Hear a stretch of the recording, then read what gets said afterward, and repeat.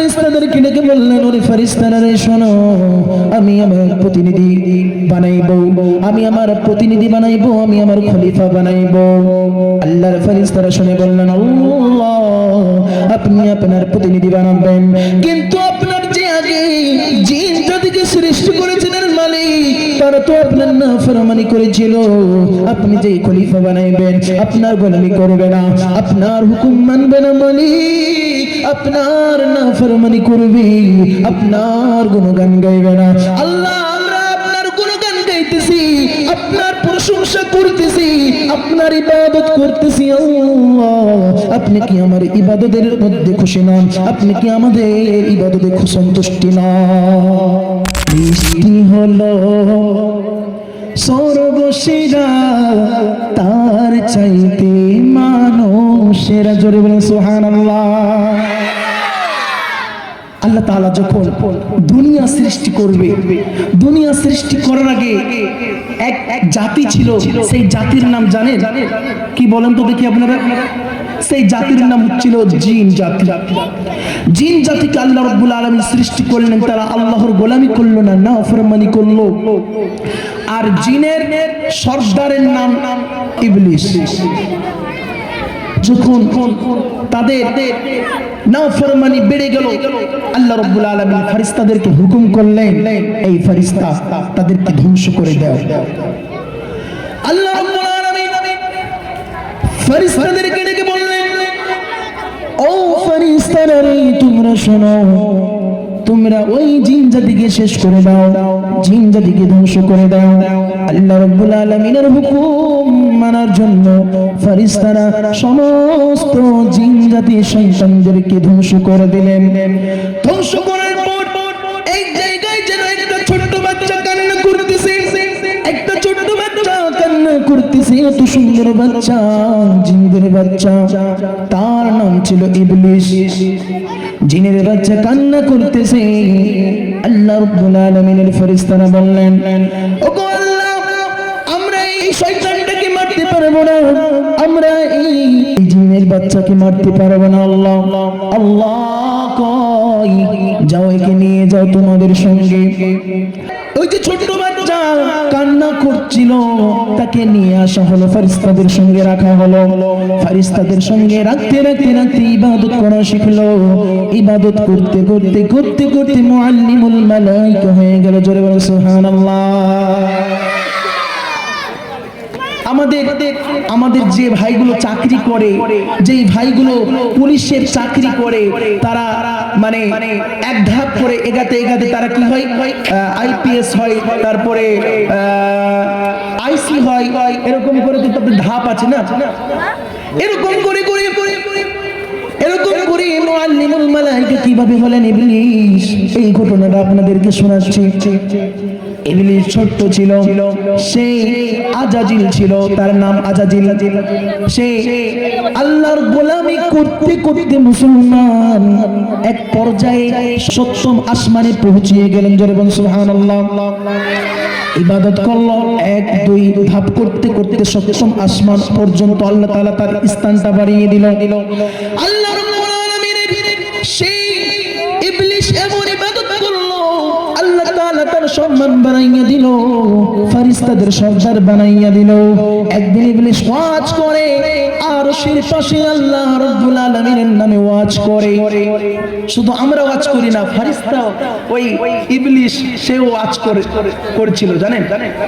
ইবলিস আল্লাহর আরশের পাশে এরকম সিংহাসনে বসে ওয়াজ করছে, আল্লাহর বড়ত্ব বর্ণনা করছে, আল্লাহর প্রশংসা করছে, আর সমস্ত ফেরেশতারা তার সামনে থেকে শুনছে। বলেন সুবহানাল্লাহ। বন্ধু আমার বলছিলাম যে মুআল্লিমুল মালায়েকা হওয়ার পর সে ফেরেশতাদেরকে ওয়াজ শোনাচ্ছেন, আল্লাহর বড়ত্ব বর্ণনা করছেন, আর আল্লাহর বড়ত্ব বর্ণনা করছেন। এই দিকে আল্লাহ তাআলা একটি আয়াত ভাসল। আল্লাহ তাআলা সেখানে লিখলেন যে আমার অতি শীঘ্র একটা কাছের বান্দা, কাছের এক প্রিয় ভাজন, সে আমার নাফরমানি করে ফেলবে। সমস্ত ফেরেশতারা চিন্তায় পড়ে গেলেন, ওগো মালিক সে কে আমাদের মধ্যে আছে নাকি? ওগো আল্লাহ, আমাদের মধ্যে কি ওই ব্যক্তি আছে যে আপনার নাফরমানি করে ফেলবে? আল্লাহ রাব্বুল আলামিনের এই কথা শুনে ফেরেশতারা চিন্তায় পড়ে গেলেন আর কান্নায় ভেঙে পড়লেন। কিছুদিন যায়, তারপর আল্লাহ তাআলা ফেরেশতাদেরকে বলল, ওয়াইদ ক্বালা রাব্বুকা লিল মালাইকাতি ইন্নী জাইলু ফিল আরদি খলিফা। যেরকম সুবহানাল্লাহ। আল্লাহ রাব্বুল আলামিন ফেরেশতাদেরকে ডেকে বললেন, ওরে ফেরেশতারা রে শোনো, আমি আমার প্রতিনিধি বানাইবো, আমি আমার প্রতিনিধি বানাইবো, আমি আমার খলিফা বানাইবো। আল্লাহর ফেরেশতারা শুনে বললেন, আল্লাহ আপনি আপনার প্রতিনিধি বানাবেন, কিন্তু আপনার যে আগে জিন জাতিকে সৃষ্টি করেছিলেন মালিক, তারা তো আপনার নাফরমানি করেছিল। আপনি যে খলিফা বানাইবেন আপনার গোলামি করবে না, আপনার হুকুম মানবে না মালিক, আপনার নাফরমানি করবে, আপনার গুণগান গাইবে না। আল্লাহ আমরা আপনার গুণগান গাইতেছি, আপনার প্রশংসা করতেছি, আপনার ইবাদত করতেছি। আল্লাহ আপনি কি আমার ইবাদতের মধ্যে খুশি নন? আপনি কি আমাদের ইবাদতে সন্তুষ্টি নন? আল্লাহ রাব্বুল আলামিন ফেরেশতাদেরকে উত্তর দিয়ে বলছেন, ওরে ফেরেশতারা রে শোনো, আমি আল্লাহ যা জানি তোমরা তা জানো না রে, আমি যা জানি তোমরা তা জানো না। ফেরেশতাদেরকে বললেন, ওরে ফেরেশতারা রে তোমরা মাটি নিয়ে আসো। জিবরিল আমিন আসলেন মাটি নিতে, জিবরিল আমিন মাটি নেওয়ার জন্য আসলেন। বন্ধু মাটি কান্নায় ভেঙে পড়লেন, ওগো আল্লাহ আমি মাটি দিয়ে সৃষ্টি করবেন আপনার বান্দা, আপনার বান্দারা নাফরমানি করবে, আপনার বান্দারা গুনাহ করবে, আর আমি মাটির মানুষ সৃষ্টি হব, তাকে জাহান্নামে পুরাইবেন মালিক, আমাকে মাফ করে দেন। ও জিবরিল আমাকে নিয়ে যায়েন না, নিয়ে যায়েন না। জিবরিল আমি ঘুরে চলে গেল। এরকম করে ইসরাফিল আসলো, এরকম করে সমস্ত তিন ফেরেশতা আসলো। আল্লাহ রাব্বুল আলামিন হুকুম দিলেন আজরাইল আলাইহিস সালাতু ওয়াস সালামকে। আজরাইল আলাইহিস সালাতু ওয়াস সালাম আসলেন। আজরাইল আলাইহিস সালাতু ওয়াস সালামকে এরকম করে মাটি বললেন, ও আজরাইল আমাকে নিয়ে যেও না, আমাকে নিয়ে যাওয়ার পর আল্লাহ খলিফা বানাইবে, এই খলিফা আল্লাহর নাফরমানি করবে, আল্লাহর উপর শুকরিয়া আদায় করবে না, আল্লাহর গুণগান গাইবে না, আমাকে নিয়ে যেও না। এইরকম করে বলল, তবুও আজরাইল শুনলো না। আজরাইল মাটি নিয়ে চলে গেল। আল্লাহ তাআলা সেই মাটি দিয়ে আদম নবীকে বানাইলেন। বলেন সুবহানাল্লাহ। আর জোরে হবে না? মাটির আদমকে বানাইলে মালিক, সে মাটির হলো সূচনা রে বন্ধু, সে মাটির হলো সূচনা। মাটির আদম বানাইলো মালিক, সে আদমের হইল সূচনা রে বন্ধু, সে আদমের হলো সূচনা। মানুষ হলো সৃষ্টির সেরা, মানুষ হলো সৃষ্টির সেরা, মানুষ তা বুঝে না। কতক্ষণ ঠিক কিনা? মানুষ বুঝে, মানুষ বুঝে কি আমরা সৃষ্টির সেরা? বুঝে না। মানুষ হলো সৃষ্টির সেরা, মানুষ হলো সৃষ্টির সেরা, মানুষ তারা বুঝে না রে বন্ধু, আদম দিয়া করলো সূচনা রে বন্ধু, আদম দিয়া করলো সূচনা। আল্লাহ তাআলার প্রধান হুকুম, আল্লাহ তাআলার প্রধান হুকুম, নামাজ পড়ো না রে বন্ধু, নামাজ পড়ো না। আল্লাহ তাআলা কালামে কই সিজদা করো আমারে, আল্লাহ তাআলা কালামে কই সিজদা করো আমারে, আমরা সেই মালিককে সাজদা বন্ধু আমরা সেই মালিককে সাজদা করি না। আল্লাহ রাব্বুল আলামিন যখন আদমকে বানাইলেন, আদমকে বানানোর পর কি করলেন? সমস্ত ফেরেশতাদেরকে ডাকলেন। আমরা জানি কিনা বলেন? জানি তো। আল্লাহ রাব্বুল আলামিন সমস্ত ফেরেশতাদেরকে ডেকে বললেন, ওরে ফেরেশতারা রে, তোমরা শোনো, আমি আদমকে বানাইলাম মাটি দিয়ে। আমি আদমকে বানাইলাম মাটি দিয়া, আমি আমার খলিফা বানাইলাম। তোমরা সবাই মিলে আমার এই খলিফাকে সম্মান করো, সালাম করো, সাজদা করো। আল্লাহ রাব্বুল আলামিন সমস্ত ফেরেশতাদেরকে বললেন, তোমরা আদমকে সাজদা করো। আদমকে সাজদা করলো, কিন্তু একজন সাজদা করলো না। তার নামটা কি বলেন? ইবলিস, শয়তান। ইবলিস সে সাজদা করলো না। কেন করলো না? আল্লাহ রাব্বুল আলামিন জিজ্ঞাসা করলেন, উসজুদু লিআদামা ফাসাজাদু ইল্লা ইবলিস আবা ওয়াস্তাকবারা ওয়া কানা মিনাল কাফিরিন। জোরে কোন আল্লাহু আকবার। আল্লাহ রাব্বুল আলামিন ওই যে মুআল্লিমুল মালায়েকা ফেরেশতাদের সরদার আজাজিলকে জিজ্ঞাসা করলেন, ওরে আজাজিল, তুই কেন আমার প্রতিনিধিকে সম্মান করলি না? তুই আমার প্রতিনিধিকে কেন সাজদা করলি না রে? আল্লাহ রাব্বুল আলামিন কে আজাজিল কই, ওরে মালিক, আপনি আমাকে কি দিয়া বানাইছেন আগে বলেন? আপনি আমাকে কি দিয়া বানাইছেন? এই চুক্তি দেয় আল্লাহ। আল্লাহ আপনি আমাকে মাটি দিয়ে সৃষ্টি করেননি, আপনি আমাকে আগুন দিয়ে সৃষ্টি করেছেন। আগুনের শীষ দিয়ে আপনি আমাকে সৃষ্টি করেছেন। আরে মালিক, আপনি আমাকে আগুন দিয়ে সৃষ্টি করেছেন, এই জন্য আমি মাটির আদমকে সাজদা করতে পারবো না। কেননা মালিক, আপনি আদমকে সৃষ্টি করেছেন মাটি দিয়ে, মাটির উত্তাপ হচ্ছে নিচের দিকে, আমি আগুন দিয়ে সৃষ্টি হয়েছি, আমার উত্তাপ হচ্ছে উপরের দিকে, আমি নিচের মাটিকে সাজদা করতে পারবো না। উসজুদু লিআদামা ফাসাজাদু ইল্লা ইবলিস আবা ওয়াস্তাকবারা ওয়া কানা মিনাল কাফিরিন। আল্লাহ রাব্বুল আলামিন ঘোষণা করলেন, ওরে আজাজিল, তোকে আমি এত সম্মান দিয়েছিলাম, এত সম্মান দিয়েছিলাম, মুআল্লিমুল মালায়েকা বানিয়েছিলাম, কিন্তু আমার এই নাফরমান করার জন্য, একটা সাজদা না দেওয়ার কারণে তোকে আমি জান্নাত থেকে বের করে দিব, আর আমি ঘোষণা করে দিব তুই প্রকাশ্যে ইবলিস হয়ে যাবি। আল্লাহকে কয়, ও আল্লাহ, আপনি তো আমাকে জান্নাত থেকে বের করে দিবেন। হাজার গোলামি করেছে মালিক, আপনার নাফরমানি করি নাই। আজকে আমি আপনার নাফরমানি করলাম রে আল্লাহ, আপনি আমাকে এমন শক্তি দেন, এমন শক্তি দেন, আপনার যত বান্দাগুলো আসবে, আপনার বান্দাদেরকে আমি ঢোকাই ফেলে জাহান্নামের দিকে নিয়ে যাব।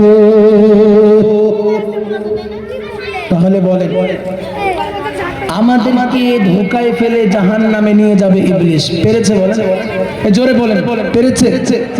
আমাদেরকে যদি ধোকায় ফেলতো তাহলে আমরা এই মাহফিলে আসতাম? জোরে বলেন, আসতাম? আল্লাহ এবার চ্যালেঞ্জ ছুড়ে দিলেন, হ্যাঁ, তোকে আমি সেই শক্তিটা দিয়ে দিলাম, কিয়ামত অবধি তুই বেঁচে থাকবি, তোকে আমি হায়াত তোর বাড়িয়ে দিলাম, আর তোকে এমন শক্তি দিলাম যে আমার বান্দাদের রগে রগে রক্তর সঙ্গে মিশে তুই আমার বান্দাদেরকে ধোঁকা দিবি, কিন্তু আমার খাঁটি বান্দা যে থাকবে তারা ধোঁকার মধ্যে পড়লেও আমি আল্লাহর কাছে ক্ষমা চাইবেন। বলেন সুবহানাল্লাহ। খাঁটি বান্দাকে, এই জন্য আল্লাহ রাব্বুল আলামিন আয়াতে বললেন, ইয়া আইয়ুহাল্লাযীনা আমানু দুখুলু ফিস-সিলমি কাফা। জোরে কোন আল্লাহু আকবার। আরো জোরে বলেন আল্লাহু আকবার। আল্লাহু আকবার বলতে অসুবিধা আছে বন্ধু, আমার খুব কষ্ট লাগে। খেলার মাঠে যখন খেলোয়াড় ছক্কা মারে তখন হুল্লে এত জোরে সৃষ্টি বাজে, এত জোরে আওয়াজ করেন, কিন্তু ওয়াজের মাহফিলে কেন আমাদের আওয়াজ হয় না জানেন? শয়তান পিন মারে। কি মারে? পিন মারে। বন্ধু, তোকে ঘুম লাগবে, কোরআনের কথা শুনবেন দেখবেন ঘুম লাগবে। মসজিদে সপ্তাহে একদিন ভাই চাচারা যাবে আর ইমাম সাহেব বয়ান করবে আর মুরব্বি এরকম করে ঘুম মারে। কেন? কোরআনের কথা শুনছে, ভালো জায়গাতে আছেন, শয়তান আপনাকে এমন পিন মারলো, আপনি কোরআন ও হাদিসের কথা বুঝতেই পারলেন না। আর আপনি যদি নাচ গানের মাহফিলে যাবেন, আপনাকে দেখেছেন কি কোনোদিন ঘুম লেগেছে? নাচ গান ভাই আপনারা শুনেন না? আপনাদের পলাশিতে কি নাচ গান হয় না? না সব কি ফারিস্তা? হয় কিনা বলেন, হয় কিনা? সেখানে কি গেলে ঘুম লাগে?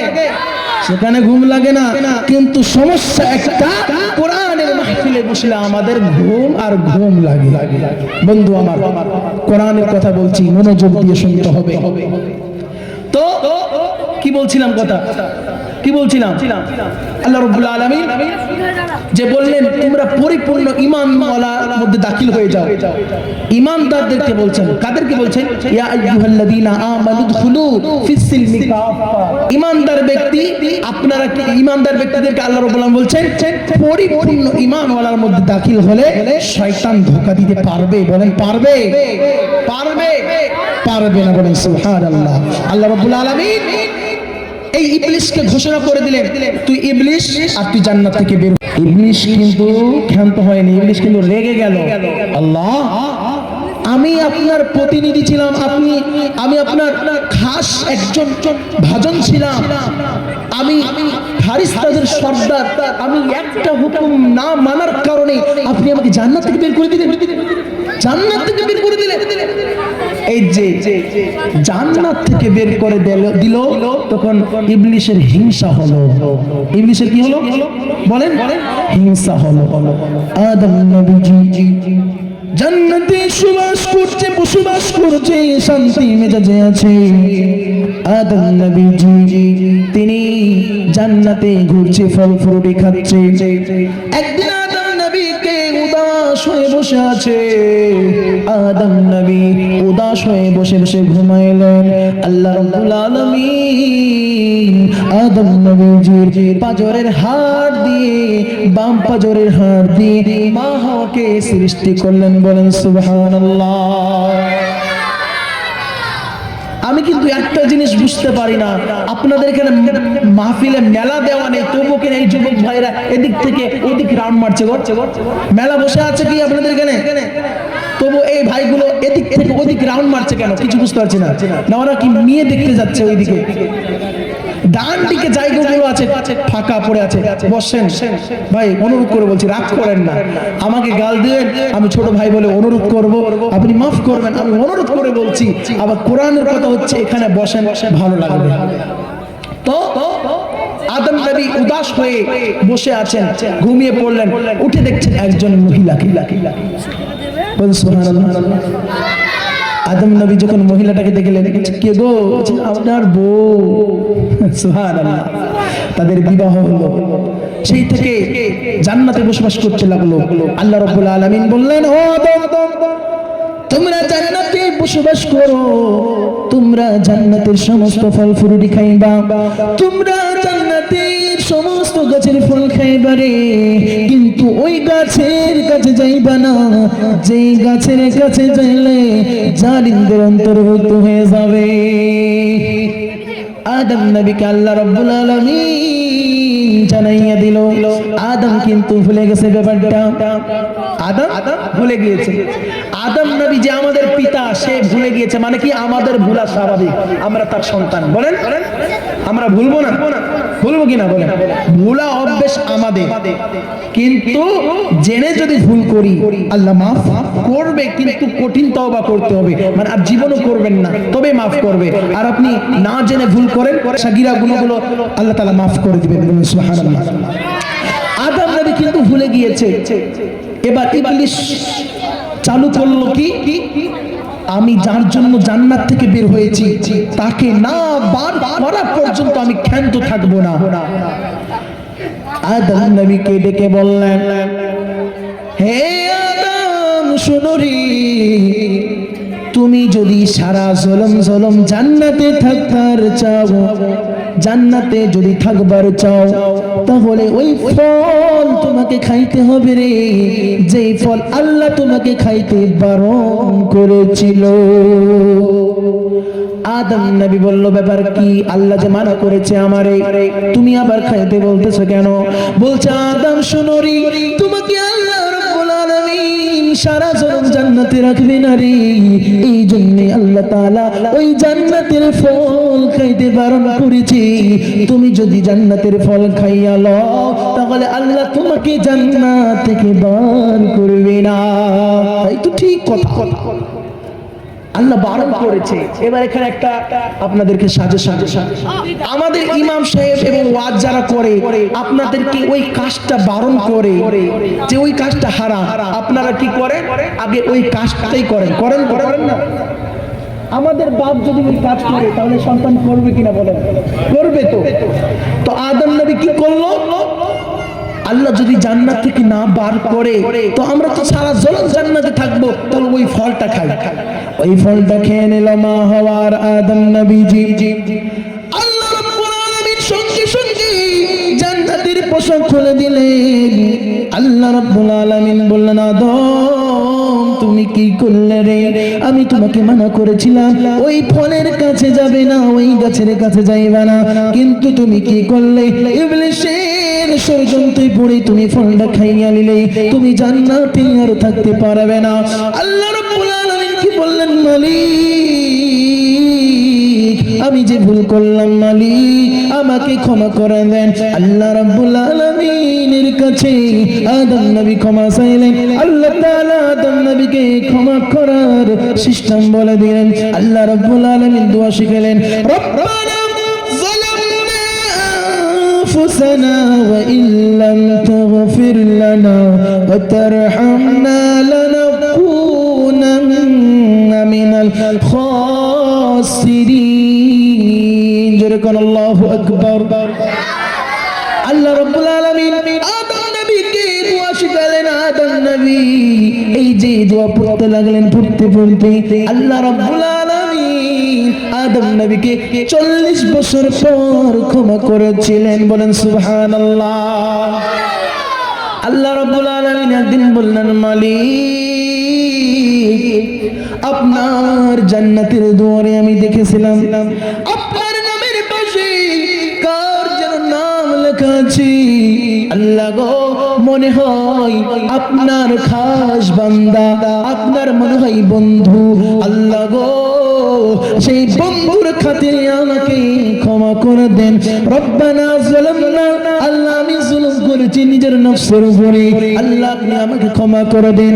আদম নবীকে ক্ষমা করে দিল। বলেন সুবহানাল্লাহ।